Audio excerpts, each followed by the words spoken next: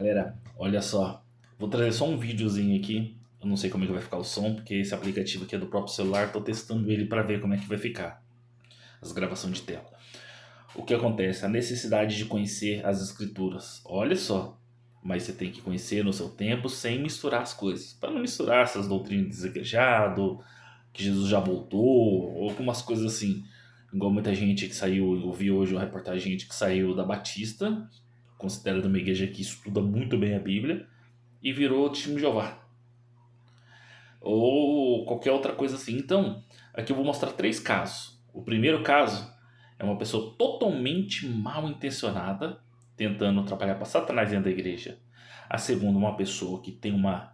Ele até tem um ótimo conhecimento, é considerado um dos maiores pregadores do Brasil. Para mim, é o maior pregador. Mas aprendeu uma doutrina errada. E ele está pregando, segundo ele aprendeu, infelizmente.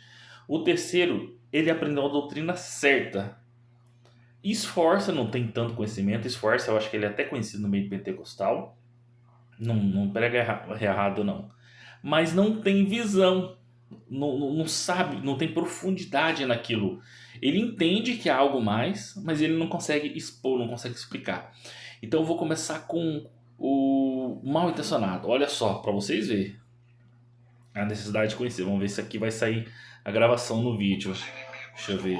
Vou adiantar aqui. São religiões criadas por homens em espírito da verdade. Olha só. Alguns ainda vão dizer que tem que ser batizado na água para ser Ó. salvo. Mas estão te enganando. Você acha mesmo que para ser salvo, você precisa passar pela mão desses homens pecadores? Olha só o perigo. Vamos lá. Mateus 3. Deixa eu ver aqui. Mateus 3,15. Jesus respondendo disse: Deixai por agora, porque assim nos convém cumprir toda a justiça. Então Jesus permitiu que. Olha só, Jesus permitiu que João batizasse ele. Jesus falou que era para cumprir toda a justiça. Olha só. Depois, em Mateus 28, ele diz assim: E olha só, Jesus era santo. E ele chamou isso de justiça. Ele não precisava cumprir isso aí. Agora imagina nós. Depois, em Mateus 28, ele não falou do batismo do Espírito Santo, ele falou: Ide por todo mundo, batizando em nome do Pai, do Filho e do Espírito Santo, ensinando a todas as nações a guardar as coisas que eu vos tenho ensinado. Depois, Marcos, ele fala: Quem crê e for batizado será, Marcos 16, será salvo. Mas quem não crê será condenado. Então você vê que aqui, ó, já cai essa heresia. Só que tem surgido vários grupos assim. Principalmente o pessoal começa com uma história de terraplanista, alguma coisa assim. Ah, Marcelo, você está querendo dizer que a Terra é bola, ou que a Terra não é plana, ou que é plana? Não estou querendo dizer nada disso, mas eu reparei que todo mundo começa dizendo que é cristão, terraplanista, aí a pessoa vai lá para ver, acha uma coisa interessante, e do nada ele pula para o gnosticismo. E às vezes usa um texto bíblico para aquilo. Aí a minha briga não é se ele é terra plana ou não, é o gnosticismo. A igreja brigou com isso há muito tempo, com várias cartas falsas. Tem gente que a gente nem fala terra plana, a gente fala, nem é terraplanista, vamos dizer assim. Eles são. Gostam dos livros tipo livro de Enoque, livro apócrifo, né? E fica colocando isso como: olha o que tiraram da Bíblia, olha o que estão escondendo de nós. E não é bem isso. Mas beleza, vamos pro próximo vídeo. Olha só. A salvação, a justificação é um ato da graça. Pela graça sois salvos, por meio da fé. Meio da fé. Isso não O que é fé? nós, é dom de Deus. Dom de Deus o quê? Graça ou fé? Salvação é uma obra da graça. Só que a graça que justifica é a graça que após justificar, santifica. Para isso, o agente da santificação é o Espírito Santo. Santificação já vou explicar. É uma obra sobrenatural. Aquele que começou boa obra em vós, justificação, aperfeiçoará santificação. Graça que começa, que perdoa, graça que santifica. Beleza, vou parar aqui. Ó, o cara que eu mais admiro, se você perguntar pra mim: Marcelo, quem é o maior pregador pra você no Brasil? Paulo Júnior. Quando o assunto, principalmente se o assunto for missões, evangelismo e pregação sobre arrependimento. É o cara. Não tem o que falar. Marcelo, você é calvinista? Não tem nem como eu ser. Não tem como. Eu conheço a Bíblia, eu conheço as Escrituras. A Bíblia fala de graça salvadora.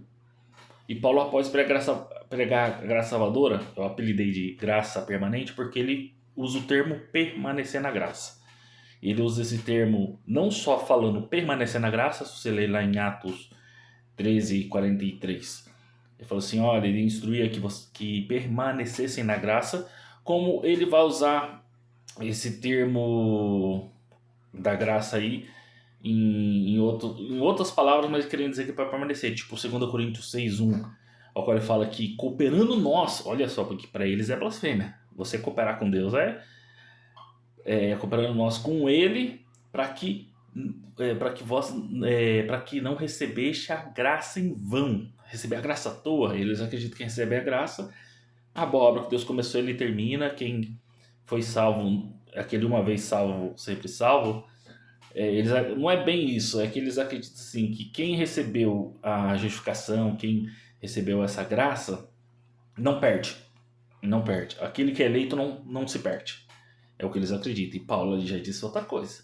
Tanto que Filipenses 3, ali pro 9, 10, 11, ele vai falar sobre isso. Olha, a respeito da ressurreição, eu não julgo ter alcançado. Peraí, você é eleito, você vai chegar à ressurreição sim. Eu não julgo ter alcançado, mas eu faço... Ele fala, né, que tá caminhando para aquilo, para alcançar o prêmio da soberania, da ressurreição. Que seria, ele está falando sobre salvação. Ele não julga estar alcançado, ele está lutando para aquilo. Então, olha só, se eu sou um eleito, desculpa, meu filho, eu já alcancei, eu sou salvo. Então, você vê que Paulo não tinha esse pensamento. Outra coisa, mediante a fé. O que é fé? Você vai lá em Colossenses 1:23, o que está escrito lá? Olha só, esse aqui eu vou ter que ler para vocês. É que eu não vou abrir aqui no celular. Deixa eu só travar aqui o barulhinho ali. Eu vou colocar para vocês. Colossenses 1:23.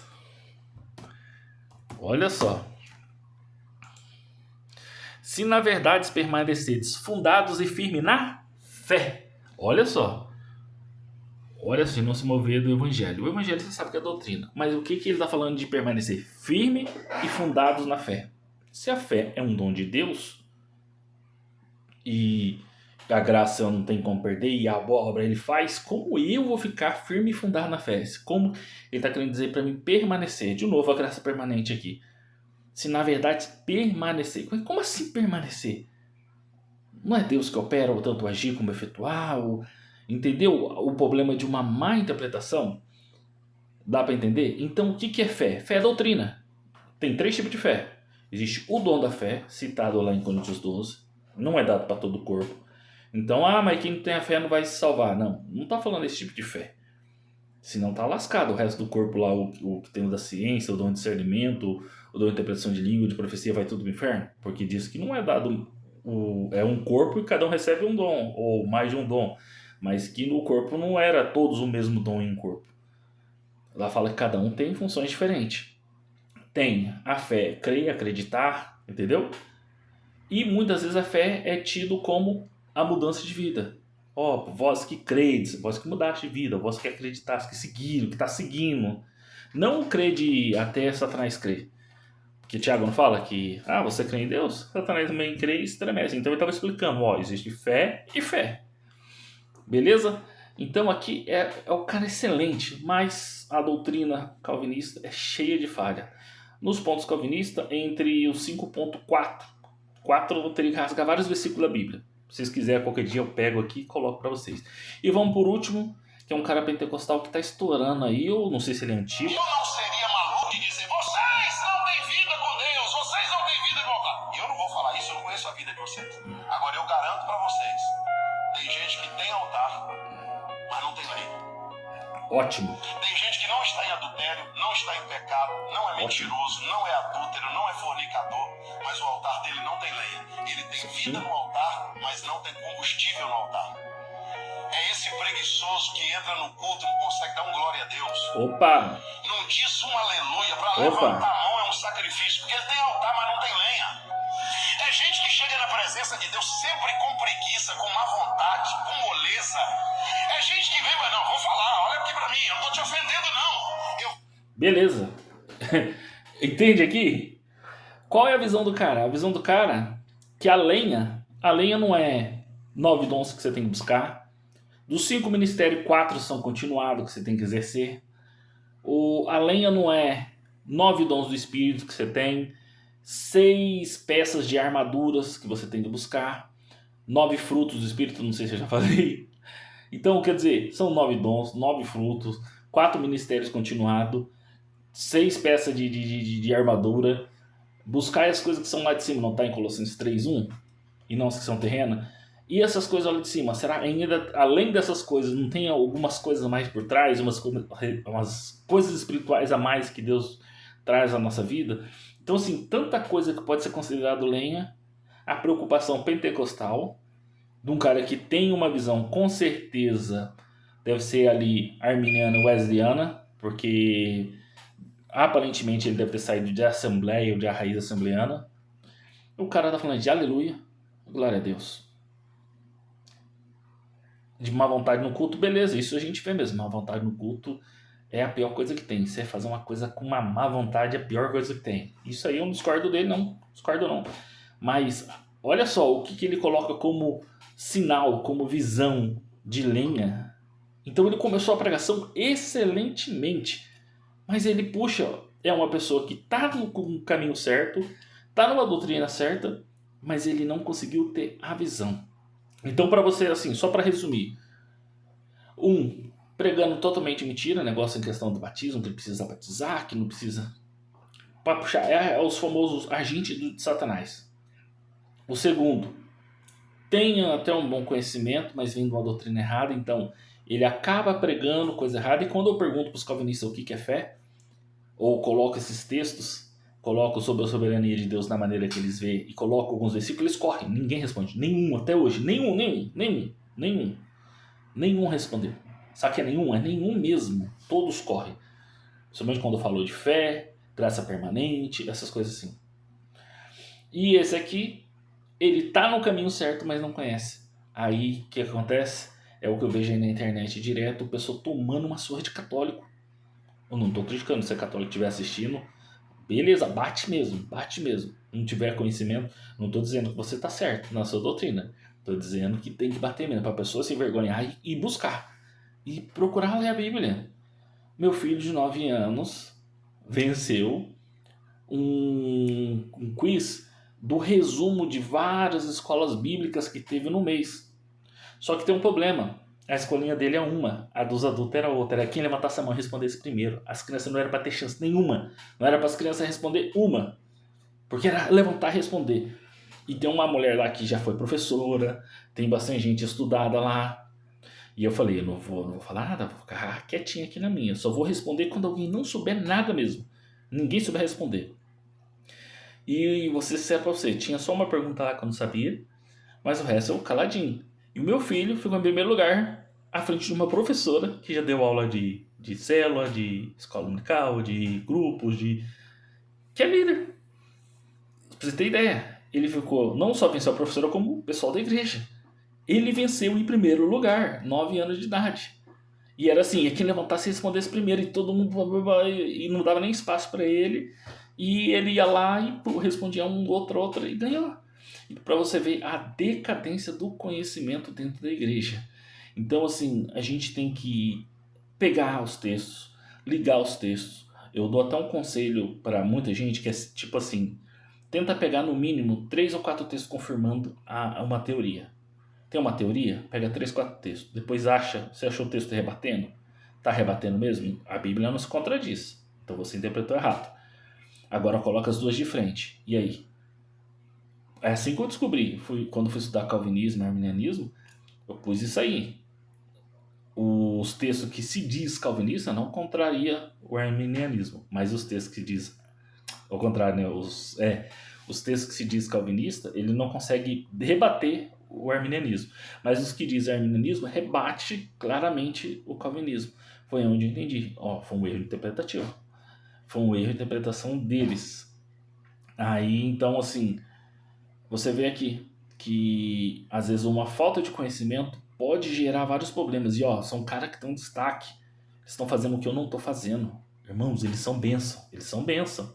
Eu sou apenas um Zé Mané, numa cidadezinha pequena, tentando fazer alguma coisa para Deus. Tentando, não estou nem fazendo, tentando. E esses caras estão em destaque. Agora imagina, se esses caras tivessem mais cheio ou de uma doutrina correta, ou no caso desse último aqui que eu coloquei, esse que está na imagem, de conhecimento da doutrina. O que esses caras não poderiam fazer no reino de Deus? Beleza? Vamos combater as heresias, vamos fortalecer quem está fraco, vamos ensinar quem está perdido. E você, ó, se não conhece Bíblia, comece a estudar o Novo Testamento, comece a buscar. Beleza? Valeu, pessoal. Graça e paz seja com todos vocês.